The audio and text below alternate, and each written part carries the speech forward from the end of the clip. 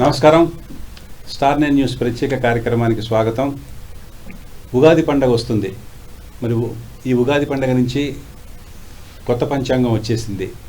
ఆ పంచాంగం ప్రకారం 12 రాసుల వాళ్ళకి ఎలా ఉండబోతుంది ఈ సంవత్సరం అంతా, ఆ రాసుల వారికి ఆదాయ వ్యయాలు, రాజపూజ్యం, అవమానాలు, పరిహారం, పరిష్కారం మనతో ఉన్నారు. శ్రీనివాసాచార్యులు గారు, ప్రధాన అర్చకులు, వెంకటేశ్వర స్వామి దేవాలయం, సంతోష్ నగర్. నమస్కారం అండి. నమస్కారం. సో 12 రాసుల వాళ్ళకి ఎలా ఉండబోతుంది, ఆదాయ వ్యయాలు, రాజపూజ్యాలు, అవమానాలు చెప్పండి. జై శ్రీమన్నారాయణ. ఓం అస్మద్గురుభ్యో నమః. ముందు ఈ సంవత్సరం పేరు శ్రీ పరాభవ సంవత్సరం యొక్క రాశుల ఫలితాంశాలు. ముందు మేషరాశి గురించి తెలుసుకుందాం. చూచే, చోళ, లీలు, లేలో ఈ అక్షరాల మీద మనకి ఈ రాశి వారికి ఆదాయం 11, వ్యయం 5, రాజపూజ్యం 2, అవమానం 4.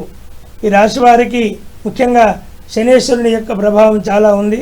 కాబట్టి ముఖ్యంగా ఈ రాశివారు మళ్ళీ శనేశ్వరునికి ప్రత్యేకమైనటువంటి పూజలు జరిపించుకోవాలి. తరువాత ఈ రాశివారి యొక్క ముఖ్యంగా క్రయ విక్రయం లోపల కూడా కొన్ని ఇబ్బందులు ఉంటాయి. సాంసారికమైన జీవనం లోపల, వ్యాపారంలో కూడా కొన్ని ఒడిదొడుకులు ఉంటాయి. కాబట్టి వీరు ఆదిత్యాది నవగ్రహారి పూజా కార్యక్రమాలు, సుందరకాండ పారాయణ మొదలైనవి కూడా చేసుకున్నట్లయితే ఈ రాశి వారికి సంవత్సరం కూడా చక్కని ఫలితాంశం కూడా లభిస్తుంది. ఓం నమో వెంకటేశాయ.